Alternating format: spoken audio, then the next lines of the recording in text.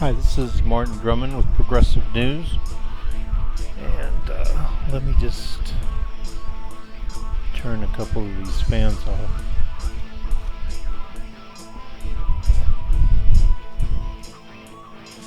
So it is Thursday, September 19th, 2019, and I want to point out something. It's pretty obvious to me, and plus I just know it. I mean, you can just put your finger on the pulse, and Trump is going to be easy to beat as long as his opponent is a progressive, or at least appears to be. I mean, Democrats vote for Democrats, and Democrats, I don't know who in the Democratic Party says, like, oh, I don't believe in FDR and MLK. I mean, if there are some, I don't know who you are and what you're doing in the party. But I'd say, except for a few freaks, the voters for the Democratic Party are going to be the vast majority of them from believers in FDR, MLK, maybe to a lesser extent JFK, maybe JFK in his final days when he was, ending getting out of Vietnam and talking to the Cubans and all that kind of stuff. When he finally figured out he'd been had by the right wing, and he'd completely come over to our side.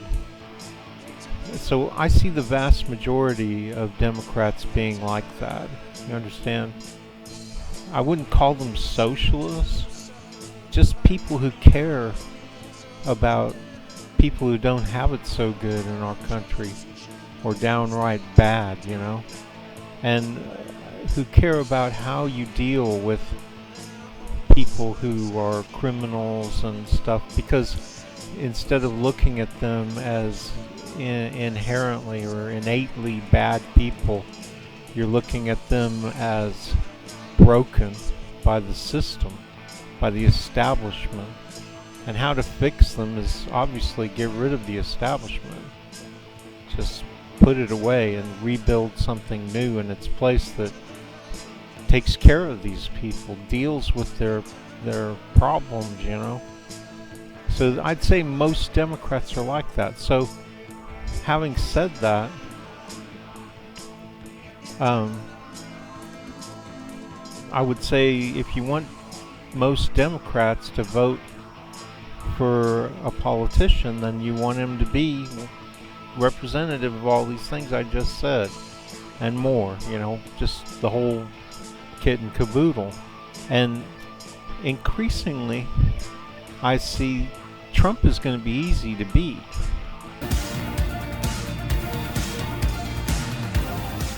I'm Jamal Simmons, and this is What America's Thinking for Thursday, September 19th. One of the most controversial campaign promises Donald Trump made in 2016 was to build a wall between the U.S. and Mexico right at the border. Now it looks like he's making moves to get that show on the road and build that wall. According to reports, 127 projects have been delayed or suspended installations right here in the United States. So where was the money? Okay, dipshit. Now look, when you name your video, a majority of Americans disapprove of Donald Trump, then start the fucking video with most Americans disapprove of Donald Trump. This guy's the worst guy on the Hill, and the Hill in general. They beat around the bush all the time, and they don't outright support, even though it's obvious that what's her name, Crystal Ball, supports Bernie. They always kind of work their way around it, and then every once in a while they'll have a specific pro-Bernie kind of thing. But this thing, what I'm just, I was hoping he was going to say what the video is named as. So most Americans disapprove of Donald Trump. Most people see him as a buffoon, even though he's trying. Some days he tries to be,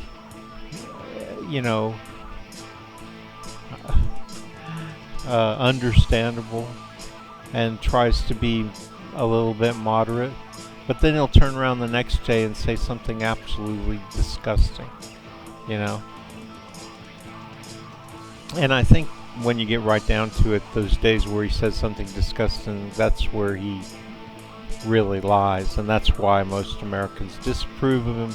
Even people who back him because they want to see Muslims murdered, or white people racist to black people, and institutional racism pushed to its limits, all those kind of things, those kind of people, they're all over the place. We know who they are. Even those people know that Trump is, and the whole business that's all about, they know that it's really disgusting and horrible, and it wouldn't take much just to get them to vote for somebody else. But you might even get them to vote for progressive if you just appealed to their rational side, as in rational, not to be such an asshole. So it's not really about beating Trump anymore, except for that I see establishment Democrats like Biden. And I know this doesn't show up in the polls because the polls are lies. They're just out to say whatever the pollsters want them to say. Not to say that some of them aren't correct, but I mean, how often do you see Bernie in the lead by 10 points? 1 or 2 polls? And how do they do that when all the other polls say he's not? Well, they're not cheating. They're going out of their way to get a truly representative pool of people.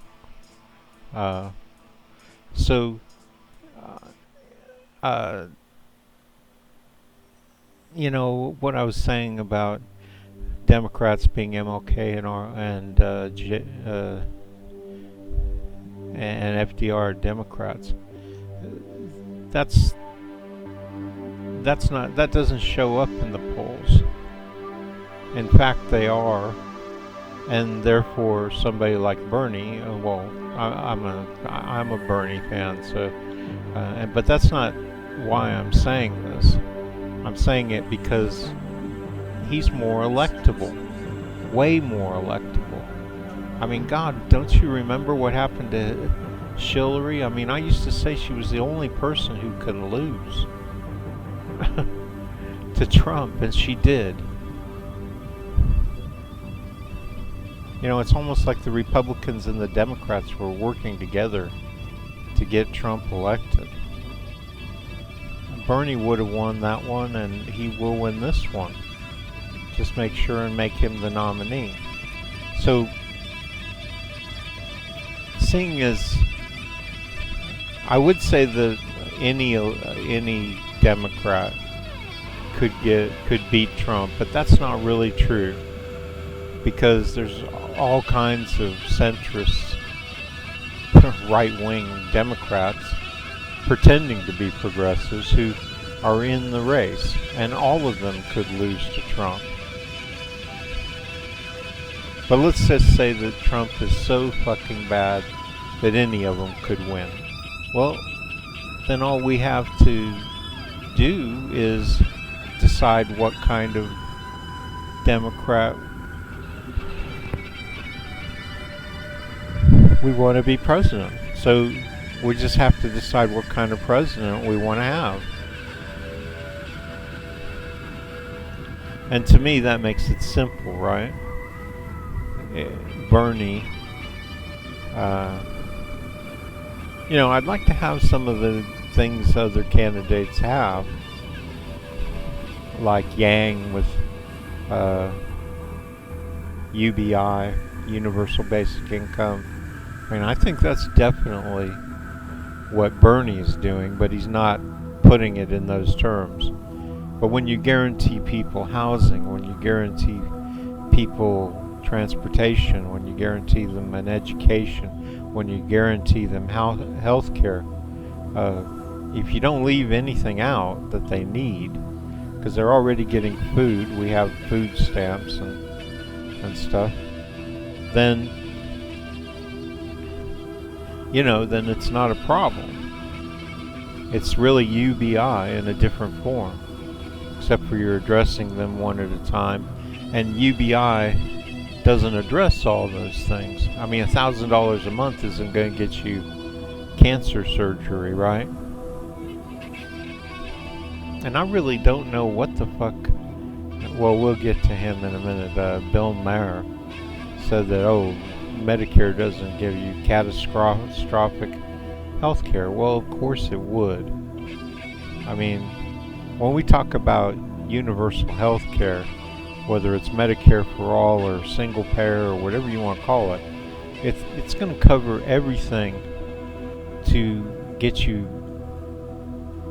healthy. I mean, that's what we're going for, right? A universal right to, you know, hey, the guy, you know, somebody gets run over out in front of my house. Yes. Take him to the hospital, fix him up, man. Money's not an option. Obviously, if there's not enough to go around, then that's an option, and we'll have to figure that out. We'll have to employ more doctors, build new hospitals, whatever. But that's what we're going for. So obviously Bernie is my man for, you know, a lot of reasons, and because he was the guy who in 2016 picked up the ball. You know, Warren didn't pick up the ball. She had every opportunity to do that. Instead, she decided to endorse Hillary over Shillery, the shill, you know, for oil companies, and over Bernie. She has no right to be a Democrat running in this race, and neither do any of the other candidates. They're all just attempting to chip away at Bernie. I don't know if they've just got delusions of grandeur, or they want to be president. You know, that doesn't make you a good candidate. It doesn't make you a good person. I mean, you're trying to, you know, Shillery used to talk about, you know, everybody used to talk about how it was her turn. Well, it wasn't. It's not your turn. You have no claim. You earn that. Well, Bernie has earned it. Now, she just wanted to claim it. Okay, hey, it's my turn. No, it's not your fucking turn. You don't have anything. Bernie ran in 2016 and defied the odds, going from 4% to, I say, more than 50%.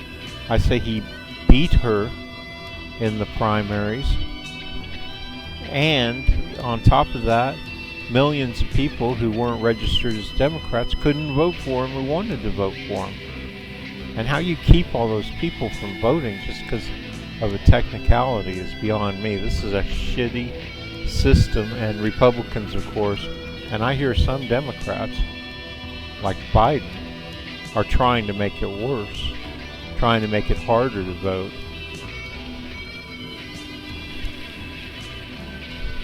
Yeah, establishment Democrats are Republican Light 2.0. I mean, that's all they are.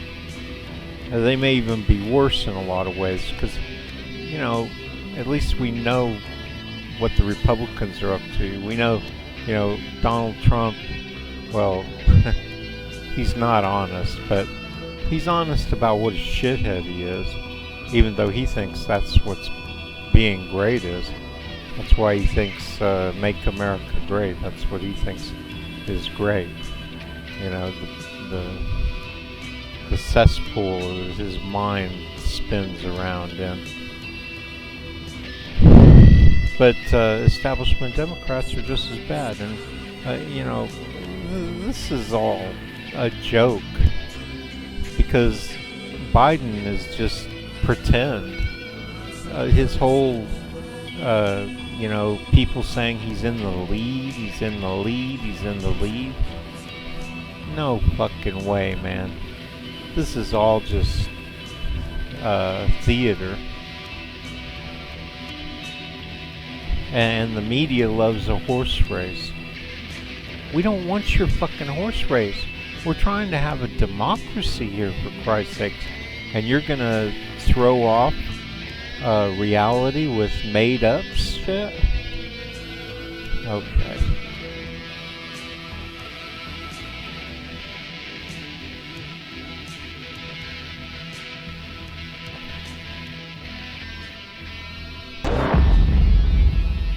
So for those of you who don't know, Elizabeth Warren has essentially caught up to Bernie Sanders. When you look at aggregate polling data, it is now the case that they are in a statistical tie. No, they're not. You know, there's a bunch of Hillary fans who are hanging on for dear life that they're the people who get called when these polls get made up. And it's bullshit.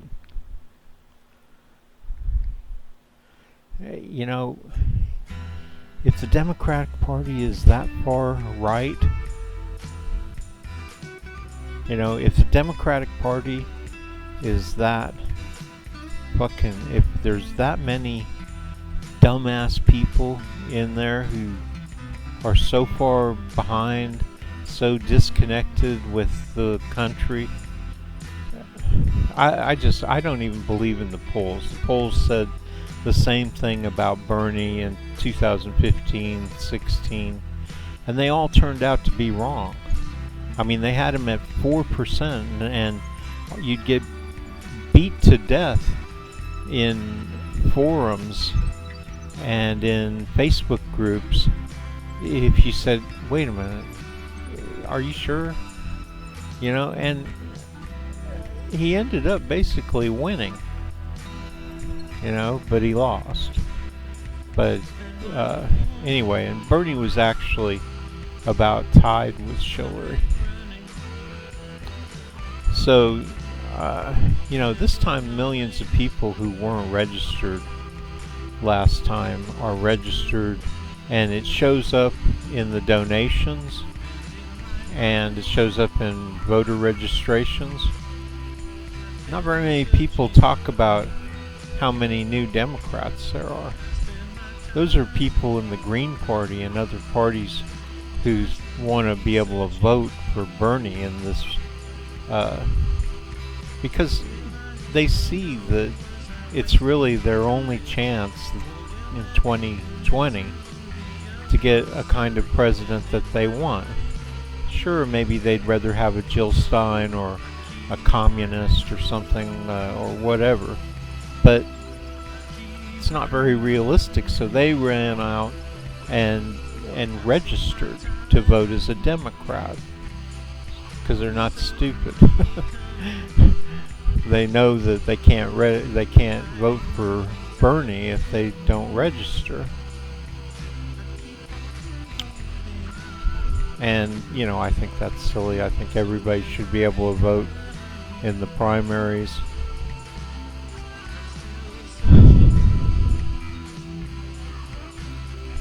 You know, and even if these polls here are true, what does that say about that many Americans, that they're really that stupid when it comes to their own future? You know, they're going to vote for a Warren or a Biden and end up with, you know, 4 more years of Obama, which is endless wars, bailouts for Wall Street and working with Wall Street, and again the rich getting richer, and then Warren or when she's out of the presidency, she goes and gets $500,000, you know, speeches for Goldman Sachs. I mean, really, is that the future that you want? If those people voting in these polls, then they're not even, as far as I can tell, they're not even members of my party.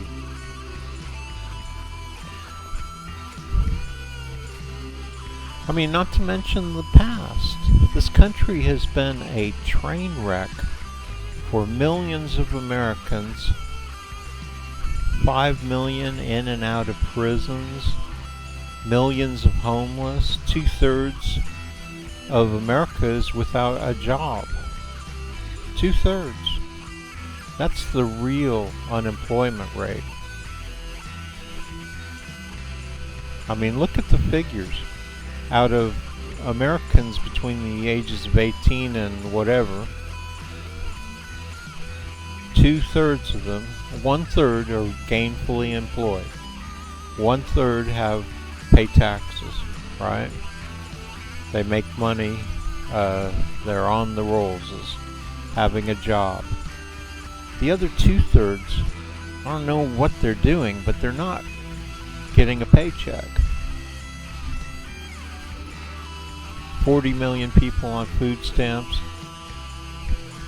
How many are without food stamps? 40,000 people die of preventable causes. Healthcare, you know, lack of healthcare. Isn't it obvious to everybody that we need something different than establishment Republicans and Democrats?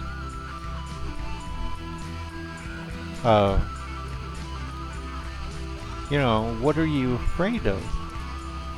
Are you afraid that Bernie will crash the country into the ground, crash and burn? Well, he won't. But capitalists may, to spite him. But if that's the case, then we'll pick up after that. Everybody will see the capitalists for what they are, and we'll start over. You know, I mean, sometimes you gotta burn the whole place down just to fix it. Now, I'm not saying that that will happen. Hopefully it won't. Hopefully everybody will have cooler heads and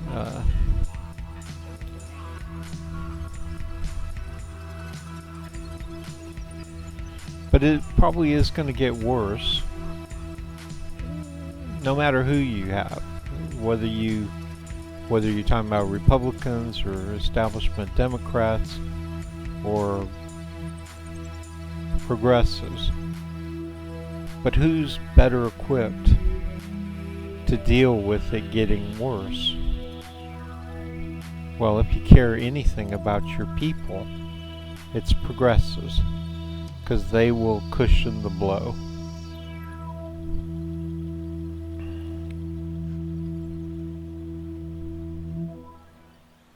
I mean, let's face it, would you rather be in a social, you know, where socialism is, when the economy goes belly up? I mean, in 1930s, whatever, right? Would you rather that some Republican had become president than FDR? And you would have starved to death. And they wouldn't have given a shit.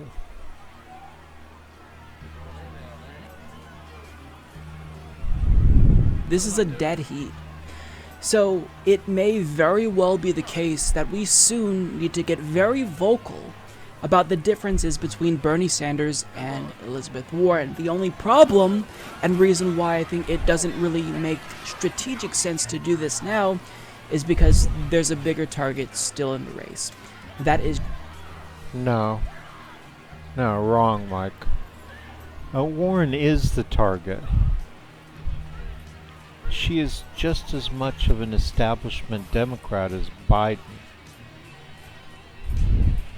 And it's increasingly obvious that just like in 2016, she's being manipulated by the establishment you know, with her sitting down with Hillary recently and sitting down with establishment Democrats, she's obviously splitting the progressive vote. So the quickest way to increase Bernie's numbers is to get rid of her. Get all those votes of all those people who think they're voting progressive for her, and hopefully the ones who are actually voting centrist will come along too when it's a choice between Biden and Bernie. And it really isn't a choice between Biden and Bernie. Biden's numbers are going to fall really fast closer we get to the election. And,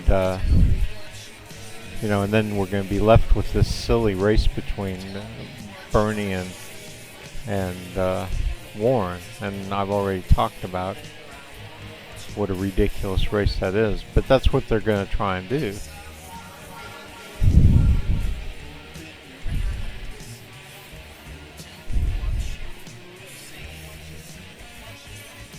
So, you know, let's see how many of those Warren voters are truly progressives. Or is this all about electing a woman again? I mean, that gets old, right? You know, are feminists gonna tank every fucking election we have for the next next few cycles just in their, you know, they keep on pushing to elect an idiot.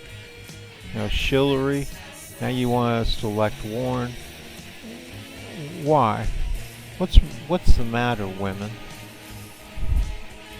I mean, if we had an AOC right now, it'd be cruel to Bernie, but, you know, because he's getting old and he's not going to have long to be president. You know, put it off another 4 years, then he you know, who knows if he might be too old to even make it. But you know what? And I gotta say this, this is probably more my image of women because I'm surrounded by conservative women. But they seem to be more concerned about, you know, what they want than how it affects other people. You know, Warren shouldn't even be running. She's such an awful person. She screwed Bernie in 2016, and now, you know, she should have said, "Oh, I won't run because, you know what, Bernie Sanders is the guy." And same thing with all the rest of them. You're all a bunch of dicks for that. You know, and then you're going to play the woman card. I mean, I haven't seen her do it yet, but in a way she could be doing it without even throwing the card out, just having the card in her hand, you know, threatening.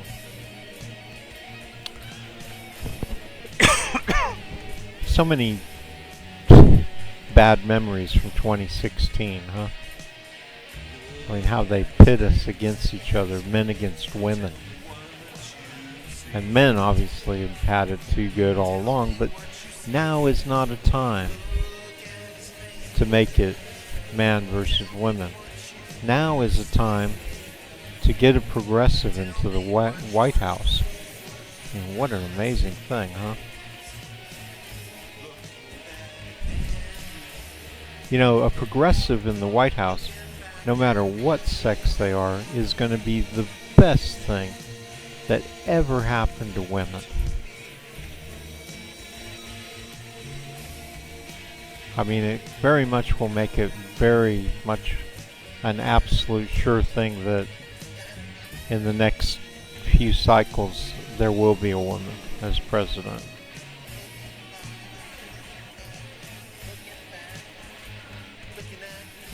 I like Nina Turner. AOC, yeah.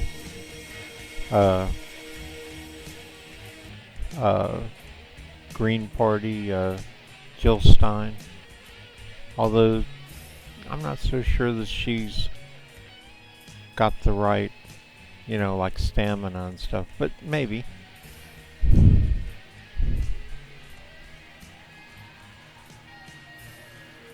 But we want to have a progressive president in every sense of the word. Someone who shakes off the establishment and isn't tied down by them, which is clearly the case with Warren. That's the best thing that can happen for women, if we get a person who isn't being strangled by the establishment. I mean, let's face it, the establishment is misogynistic. It is, what was that old word? Such a common word, macho. There's a better one, but I can't think of it, because we don't use it much anymore. But, that's the establishment. Whether you're talking about Democrats, I mean, this guy. God. Let's get his face off of here.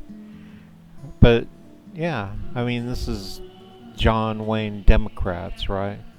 They're fucking Republican Light 2.0.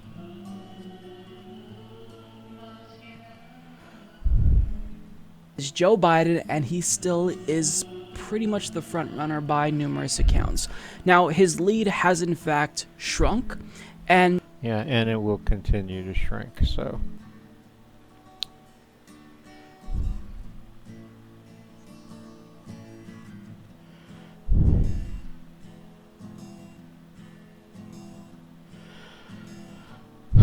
So,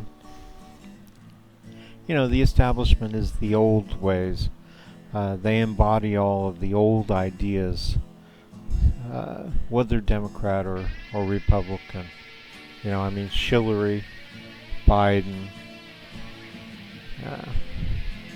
So if you vote for Warren, you vote for the past that they can never really come back to, I mean, you can't go back in time.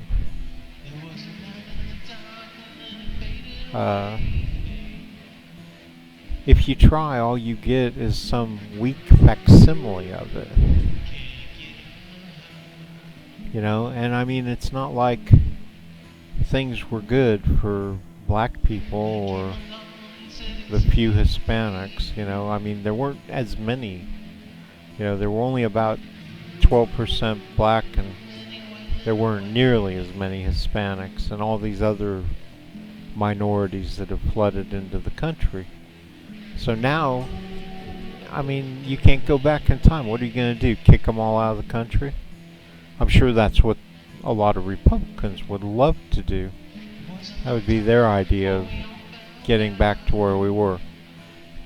Put all the blacks in, little shacks in the country with no toilets and no electricity, and get most of the Hispanics and other people out of the country, except for the ones that we need to do shit jobs, right? And then make them leave and come back, on a, work basis. That's their idea of the perfect country.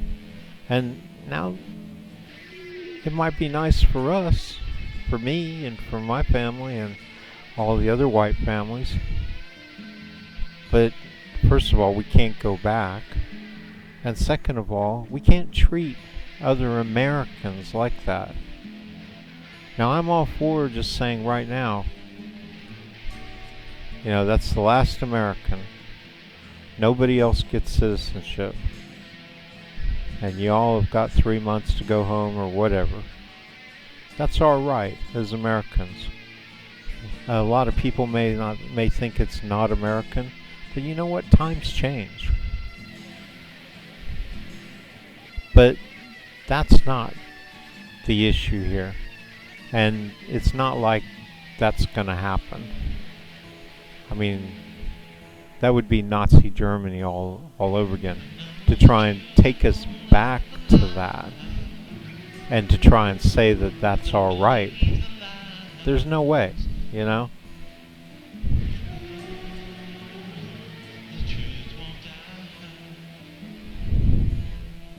You know, bringing back the past will bring back all the bad things from the past, but it'll be a weaker version of the good things. You know, you won't ever go back to that kind of lifestyle for white Americans. So you lose both, you know. You end up taking black people and Hispanics and everybody back 50 years, which they definitely don't want to do. And white people aren't going to be that much better off. As a matter of fact, they're going to be worse off.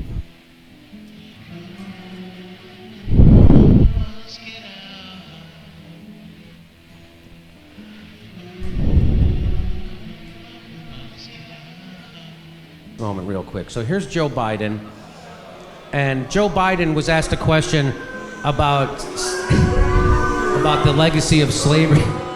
He's the front runner, everybody. Now, Hey, come on. listen, swallow it. Swallow it.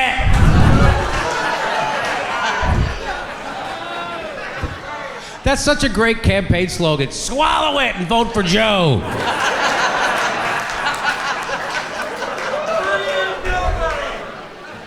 So here's the short version of what he We said. bring social workers into homes of parents to help them deal with how to raise their children. It's not that they don't want to help. They don't know quite what to do. Play the radio. Make sure the television, make sure you have the record player on at night. The phone. Make sure the kids hear. Make sure you put hot coals to warm up the bed. Make sure the family gathers around the radio at night. Make sure you have the Victrola on.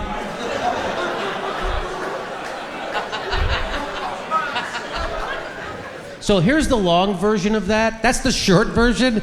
The long version is actually a little worse.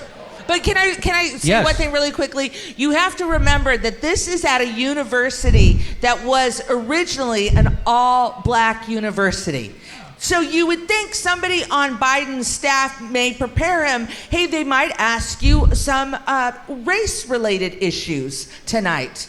Now this is how this man responds. It's crazy. Yeah, and by the way, I hope everybody refilled the inkwells for their fountain pens. All right, here we go. So here's the long version of that Biden 2020 phonographs for America. That's his new slogan. Here we go. Vice President, I want to come to you and talk to you about inequality in schools and race.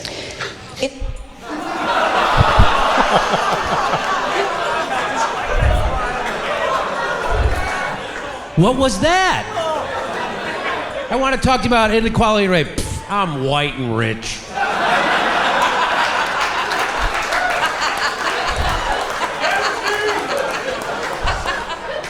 Isn't that what it was like? Vice President, I want to come to you and talk to you about inequality in schools and race.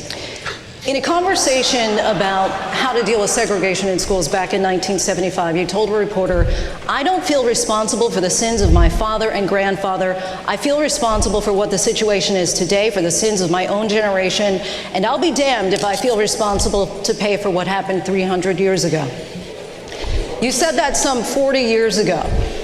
But as you stand here tonight, what responsibility do you think that Americans need to take to repair the legacy of slavery in our country? Well, they have to deal with look, there is institutional segregation in this country. And from the time I got involved, I started dealing with that. Redlining, banks, making sure that we are in a position where, look, we talk about education. I propose that what we take is those very poor schools, the Title I schools, triple the amount of money we spend, from 15 to 45 billion a year. Give every single teacher a raise to the equal raise of getting out the $60,000 level. Number two, make sure that we bring in to help the teachers deal with the problems that come from home. The problems that come from home, we have one school psychologist for every 1,500 kids in America today. It's crazy. The teachers are, and I'm married to a teacher. My deceased wife is a teacher. They have every problem coming to them. We have I know, it's horrible. I know, it's horrible. I can't unmake out what any of us you're yelling, but thank you for yelling. I appreciate it. Because it makes me feel like you're involved, you're engaged in the show. Here we go. Every single child does in fact have 3, 4, and 5-year-olds go to school, not daycare, school. We bring social workers into homes and parents to help them deal with how to raise their children. It's not that they don't want to help, they don't know quite what to do. Play the radio, make sure the television, make sure you have the record player on at night, the phone, make sure the kids hear words. Okay.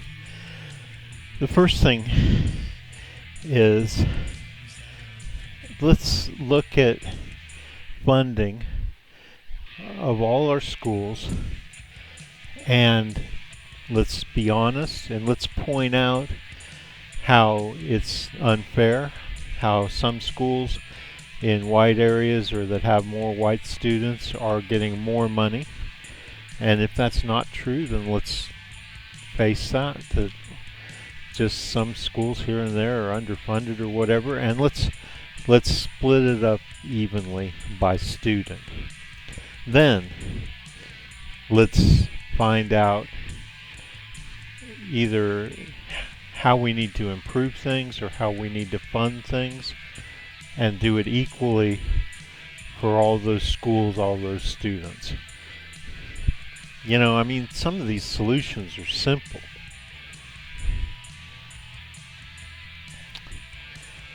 But now Biden, you know, it's not so much what we know about him, because, you know, we don't know anything about him especially, and Warren to a lesser extent, and all these other establishment candidates, because honestly we know we can't trust them. So everything they say, you know, we take with a grain of salt, except for Bernie, right?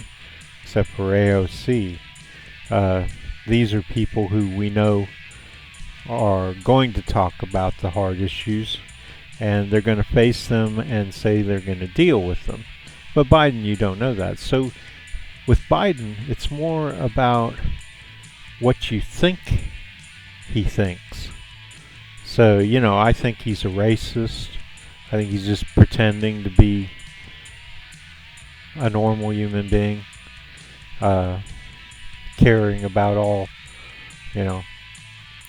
And even best case scenario, I think his idea of caring about black people and poor people and Hispanics and minorities is, how do you take care of rich people and white people so that you make the country better for, you know, trickle down economics. I mean, really, I think that's what you're going to end up with in the end when you talk about a guy like Biden or Warren, or a gal like Warren, or whatever.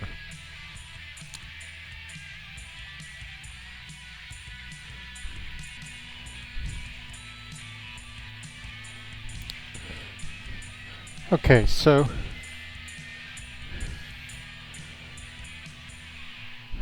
Boris Johnson, where am I here? Yeah, you know, people on this ward. There are not enough doctors, there are not enough nurses, it's not well organised enough. The NHS has been destroyed. It's been destroyed, and now you come here for a press opportunity. Well, actually, there's no press here. What do you mean there's no press here? Who are these people? Well, the hospital chief executive, we're here to find out. Well, that's not going to fix things now. It's a bit late, isn't it? I mean... Yeah, he's right. He's there to find out what he can do.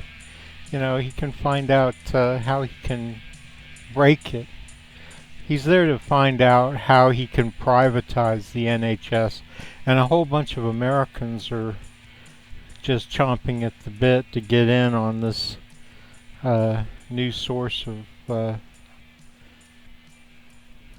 of income, you know. And it'll mean worse health care, worse care for people. You know, I mean, the conservatives have already tried to, you know, just chop the head off of the system, the NHS National Health System in England. And anybody who believes that he's there planning on funding it, you know, and making it better would be out of their minds. You know, I mean, it's the same thing for underfunded schools in the United States, almost exclusively minority schools and lower income schools. And they do the same thing in England. They do the same thing in Canada. You know, Canadians brag about their health care, and it is good, but the conservatives get their way. So the nice hospitals are in white.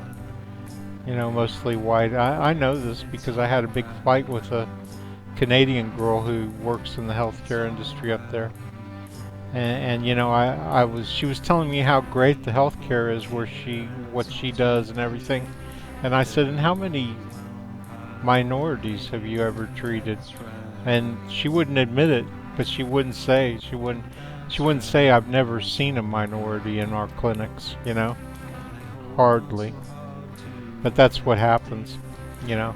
They build really nice places, fund really nice places, make sure they all have the best, make sure the schools are the best for the white kids.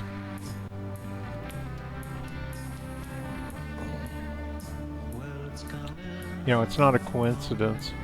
And I know, first-hand experience, should have seen I mean, you're talking about really fancy offices and stuff in Oxford, where I went to college for a few years, or for a year. I ran back to the United States as fast as I could. Went to a community college, good old American, free, except for books. That was kind of expensive, but... So anyway, that's good old Boris. Fucking asshole.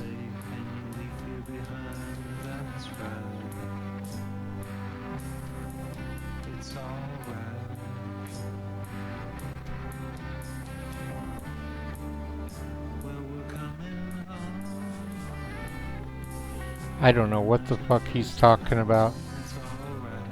What posts, you know? Who are these people?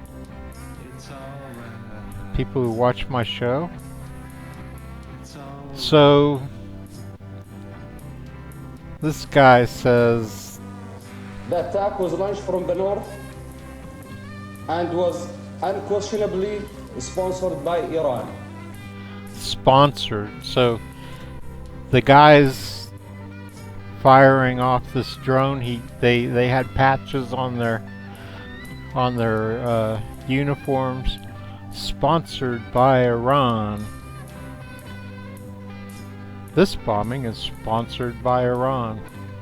I mean, it's amazing, right? They bombed the shit out of Yemenis, bomb hospitals, bomb school buses full of little kids, bomb everything in sight, kill everything that walks on two legs in Yemen that they can. And then they're crying because somebody blew up their oil, you know. They're such lying pieces of shit, you know. And he doesn't... I can almost guarantee you the Houthis did fire it off. I mean, Yemen has a robust drone and missile program. You know, what does that mean? You mean Iran directly paid for Ansar Allah's missiles and drones? Nah. Does Iran send aid to Ansar Allah? I would hope so. I mean, the Yemen is just a mess. And you know what? It's always been a mess. I mean, it's the poorest country in the Middle East. I had a friend who was from Yemen, who lived in the desert, and he'd eat insects because he grew up having to eat insects. He said they used to hunt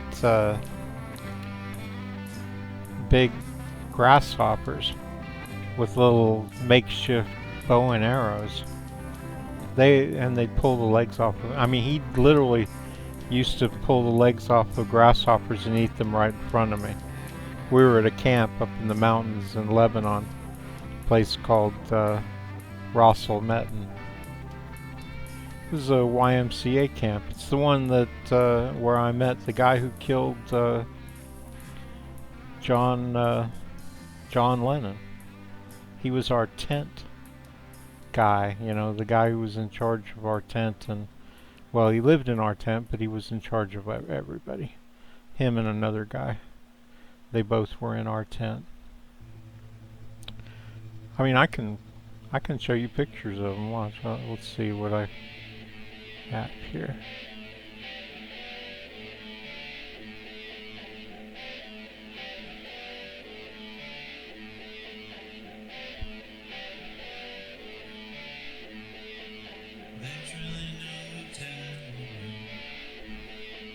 That's a funny picture. Don't you love it? Oh, I hate this. Now I've got to go and... Well, it'll only take a second. Okay. I'll show you the pictures.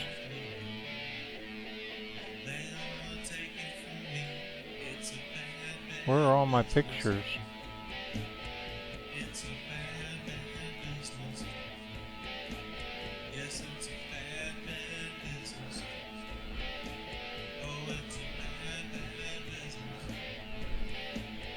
Gosh, I've got a lot more.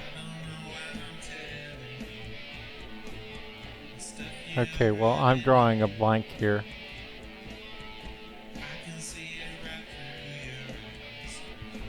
I suppose.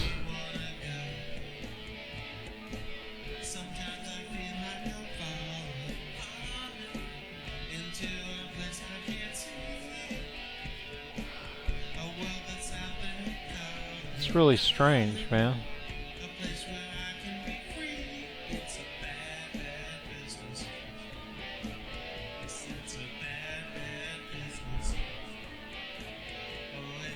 Try over here. This is a group I made for my school for people to come and chat.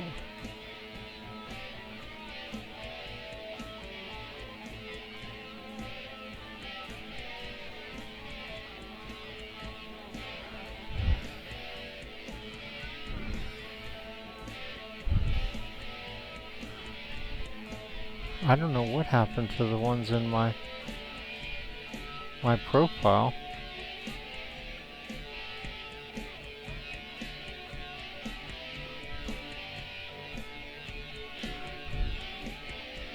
This is odd too. This is all the pictures. I don't want... Come on. There we go. Sorry for taking so long. I'll find them now if they're in here.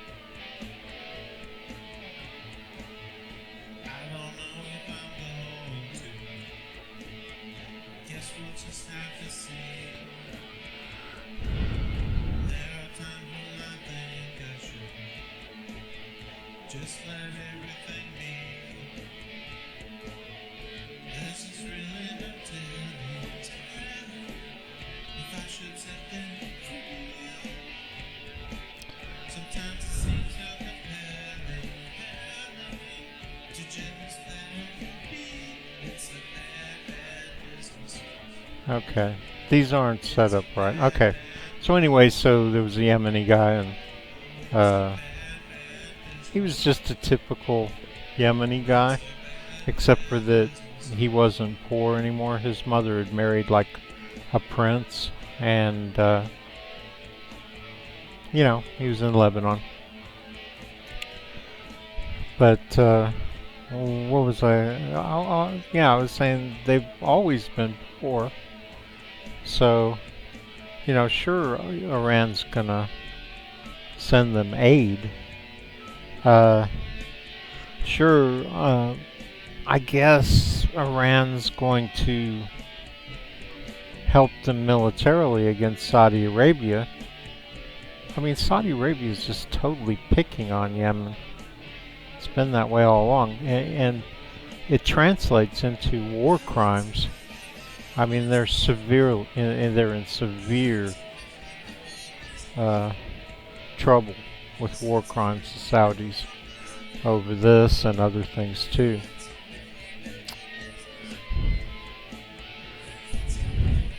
But,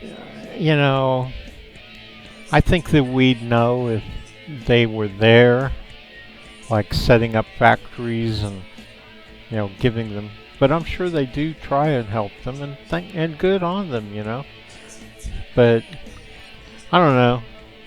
Iran is accused of being like a giant state terrorism, a terrorist state. And I don't know how much of that is true and how much of it is defending themselves, because I mean, they're definitely picked on. But, it's the people, because I can say the same thing about the Sunnis, the other side. They're picked on in Syria and other places. But it's always, the government against the people.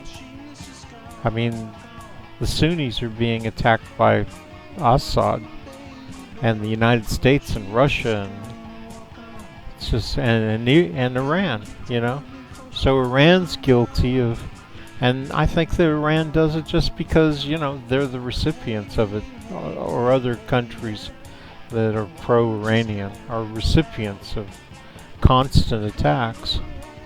So, but I can almost guarantee you that some, maybe an like a fishing boat, or a boat posing as a fishing boat, all of a sudden up comes this drone out of the cargo, and boom, off they go, There's nothing to stop somebody from, well, I mean, not much. I'm sure the Saudi Arabia and the United States and everybody's out there in the Gulf trying to stop boats from doing that, but I'm sure that's how they did it. I don't know if Iran would have the balls to launch a drone from one of their, one of their Navy ships. I don't think so. Anyway, speaking of Syria, let's stick on this for a second. That they had this capability. They were making about 10 drones a day, and that they intended to now take over 500 square kilometers of Saudi territory, and they're receiving help from within the Kingdom of Saudi Arabia, as well as from members of the royal family. Interesting. Well, so there is internal, and it's not coming necessarily. It's a big family, but it's not coming from the Shia who occupy that area of the oil-producing area. That's what he's indicating. So it looks like we are seeing the seeds, perhaps, of an internal rebellion of people from within the kingdom helping the Houthis to overthrow the existing. So that's an interesting, take it with a grain of salt. It's not absolute, but this guy's a military analyst or something, and he knows he hears stuff. So that's always a possibility. So this is my map of the war in Syria. And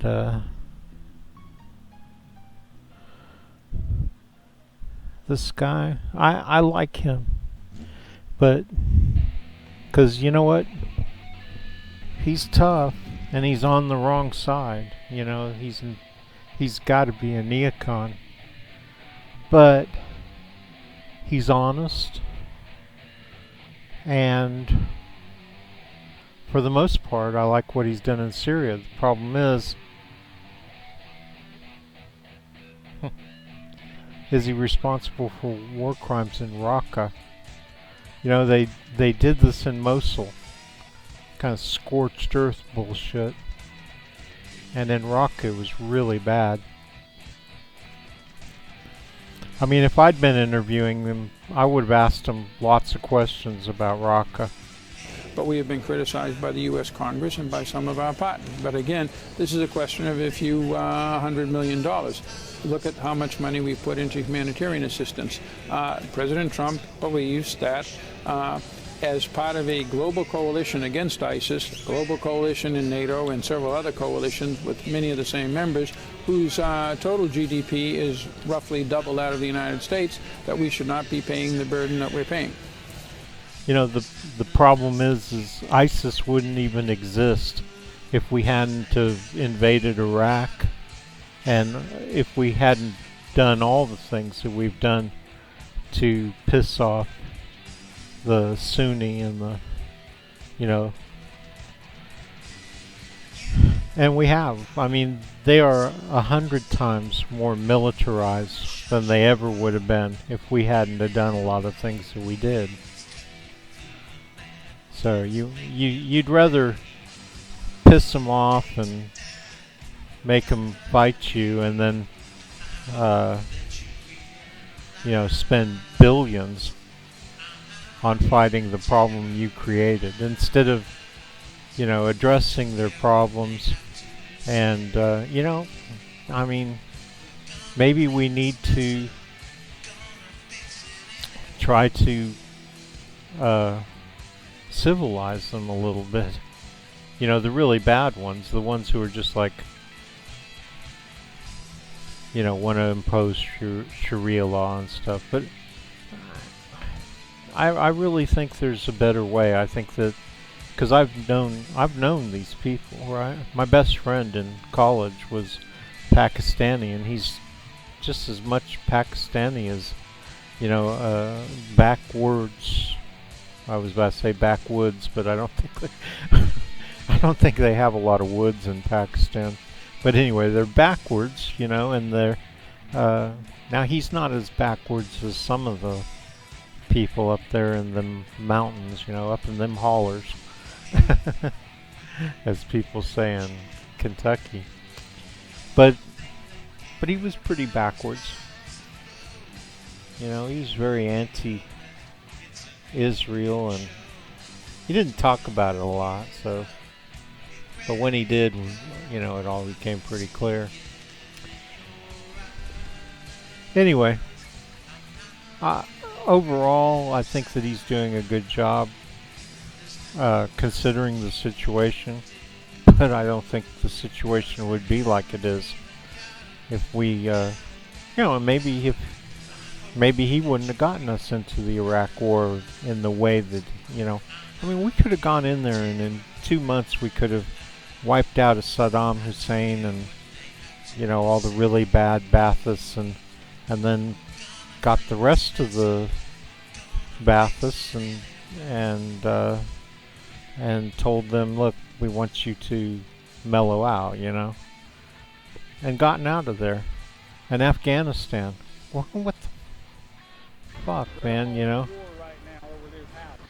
You know, I suppose maybe we do have to stay in Afghanistan until we finally get all these backwards people to stay out of politics. Because that's what they all want to do. All the most backwards people in Afghanistan, you know, the Taliban, they all want to be in charge. Well, maybe we do have a problem in Afghanistan with it. Maybe there is a reason to be there all this time. But you know, we've got the same kind of people in Saudi Arabia, and we don't have to occupy Saudi Arabia. Get some video before they close. And slowly but surely, the most backwards people in Saudi Arabia will be civilized. You know, they'll drop this bullshit of the way they treat women and everything. Where's Scott at? Scott, he's a good looking guy out there. Yeah, this is a video about a guy losing his store in Ironton, Kentucky. Get your... Thanks. Appreciate it. So what are you going to do? No hungry. Oh, yeah? Going to be looking for...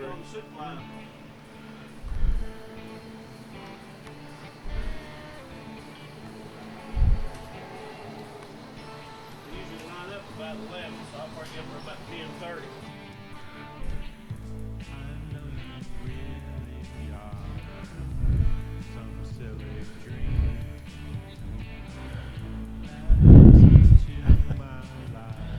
Okay, so let's see. So talked about that. Now, this is John McCain's wife, and really, I think parts of DW, German public broadcast, are the Nazi broadcasting system, because this woman she's literally, I mean, John McCain was a horrible person. And that's an understatement. And she fits right in with him, man. She helped, you know, she's a scourge. She's a pimple on the butt of humanity. No, an open, gushing wound. She's the whore who fucked John McCain while his wife lay sick and would eventually die in a hospital. You know, she got cancer while he was often supposedly, you know, I don't believe any of the shit that they tell us about, or that he told about Vietnam.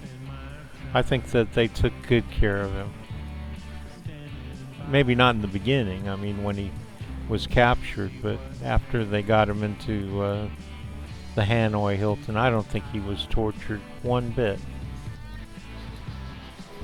So, you know, I mean, she's just pure evil. John McCain's the only thing he cares about is making money in Georgia. He had set up a bunch of deals, and he was, you know, trying to get the coup to go through, because the deals, of course, were all dependent on people in Georgia who were against the elected government. And of course that all depended on a coup that was going to be really bloody.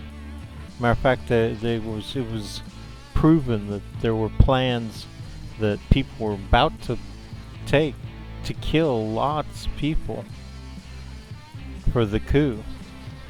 And Russia just went in real quick.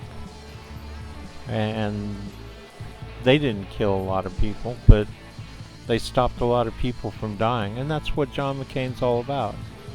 And when you talk about, you know, I'm sure he was involved with Ukraine. I think that this thing is titled. And you know, in Ukraine, you know what happened? The Maidan Revolution, they burned all those people.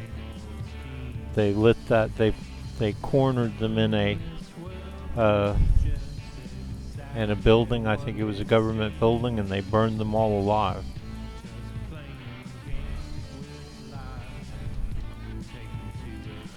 I know I have some of the pictures in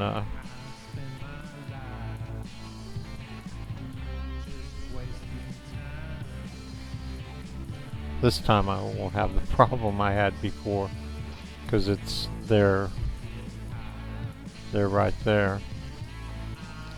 I mean, these are real pictures, people.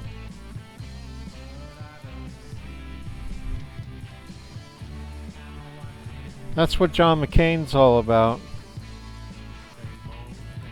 Burning people alive for money.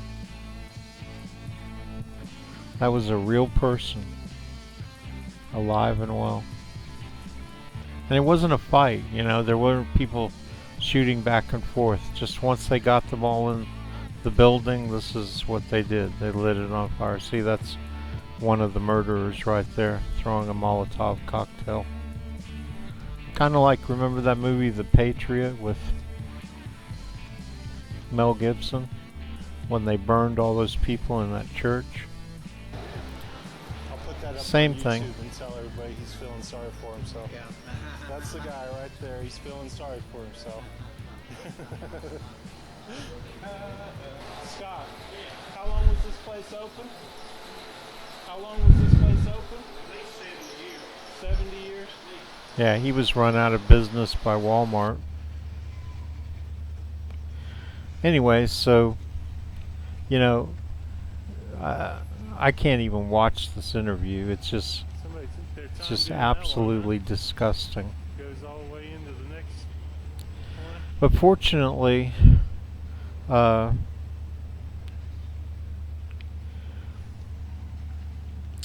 Ukrainians are turning things around. The people have elected this new guy. He was a comedian. You know, a guy like John, what was that, The Daily Show? And he's been meeting with the Russians, and they're trying to iron things out. So maybe they can, you know, eventually the greedy and evil people, eventually they always get turned out. You know, the people eventually get together and say, okay, enough. You know, we've had it with you.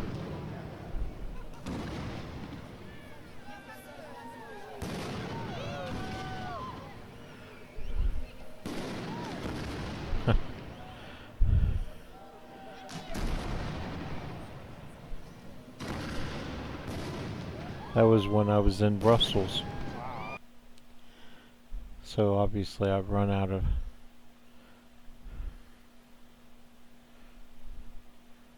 of music here. Go back and start over.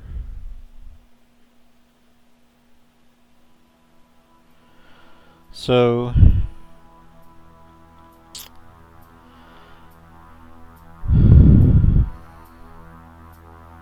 yeah, Ukraine's looking up. This is what I've been saying all along, is that the Saudis are gonna lie and try and pretend like it's not so bad as it is. The exhibition of industrial military development and manufacturing, which was named after martyr President Samad, is proof of our capabilities.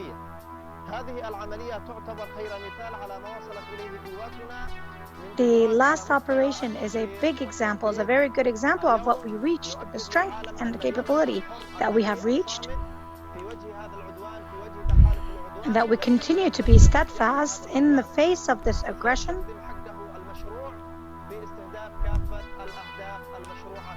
And the army is using its legitimate right to target. We want to show right now images of... So you can see, it's not like there are a bunch of people out in the desert, right, living in tents. You know, these people have managed to, despite all the bombs falling on them, they've got quite a good program, you know.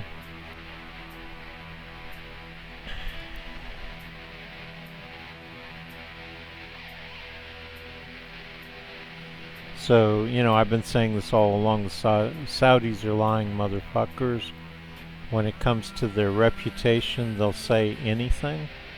And that's why, in the long run, their tactics lose, because they get a reputation for lying. You know?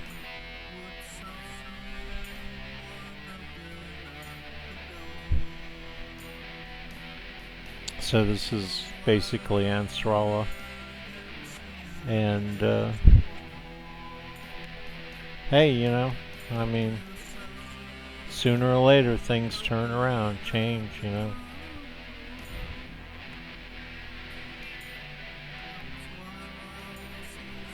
Now, if I were British, this is the guy I would vote for. Present an offer to the British people, which will be remain in the EU as it is, hopefully with some reforms in the future, but also leave, but maintaining a trade relationship, a customs union, obviously maintaining the open border between Northern Ireland and the Republic, and dynamic relationship on consumer rights, environmental protection. As a leader, what do you believe? What do you want? The best for the British people and the best arrangements we can get, so that we maintain our trade relationships and our living standards, but above all, that we bring people and communities and the country together. We're riven with the most horrible divisions because of the behavior. You know, all politicians say the same thing, because the bad ones are trying to look like the good ones, but the good ones are saying because they mean it. So, you know, I back him. He's, you know, these things are arguable. I mean, Brexit, no deal, deal. You know, you can argue till you're blue in the face about it, but come, I think, November 31st, they're going to be out of the European Union one way or another. So,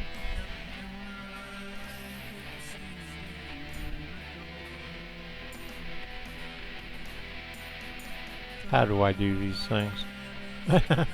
I've been doing this show for years now. I still can't quite get the hang of it. But anyway, so, you know, that's going to be our show for today. I hope you enjoyed it. This is Progressive News with Martin Drummond. And I'll see you next time.